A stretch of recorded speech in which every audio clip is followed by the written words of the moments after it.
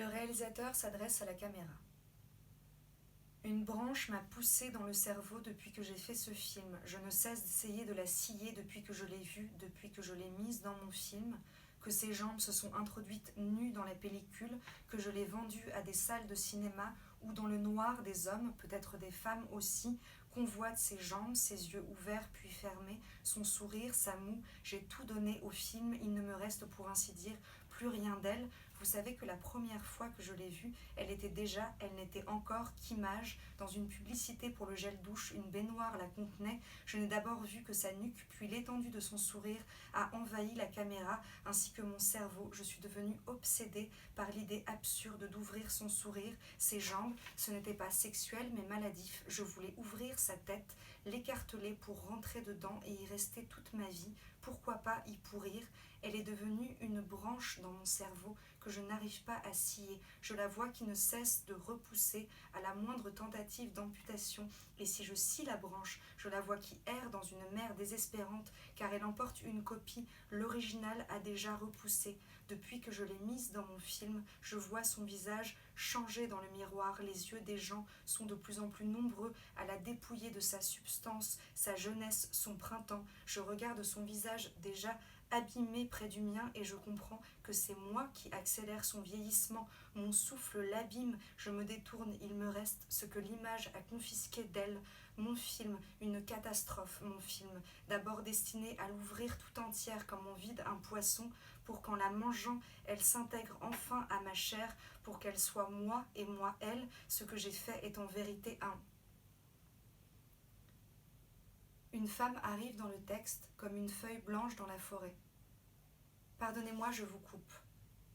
Impardonnable, j'imagine. Je parle à présent, pardonnez-moi et...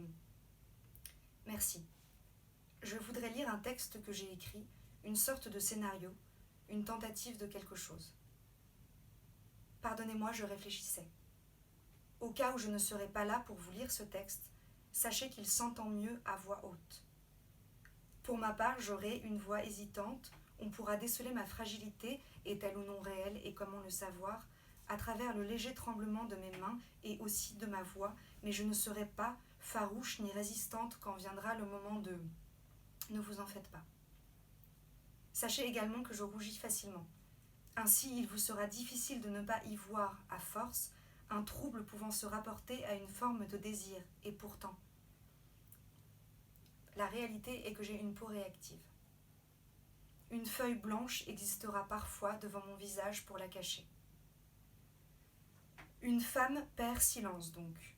Le scénario s'appelle comme cela sans exister dans son contenu encore. L'idée s'appelle comme ça.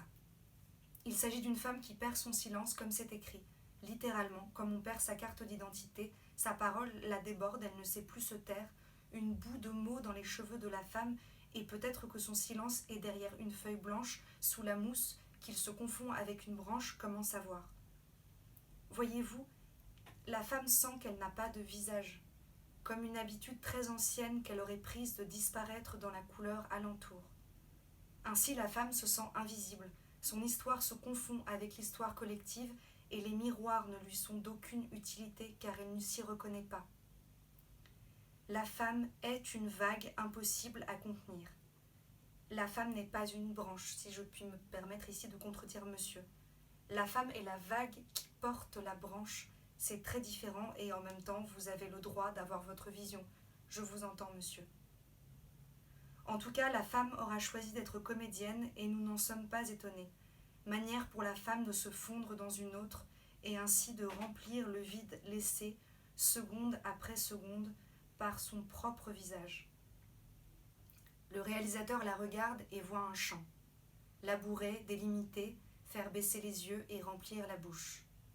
L'homme se projette dans la femme au sens propre, ainsi que dans son façonnement de la femme au sens figuré, dans le possible de la femme en même temps que dans son être effectif. Elle est sa terre. Il est bon d'être une terre, se dit la femme, et aussi, j'y ferai pousser des arbres en secret. Plus tard, leurs branches dissimuleront mon visage. Maintenant, si vous voulez, le film peut commencer.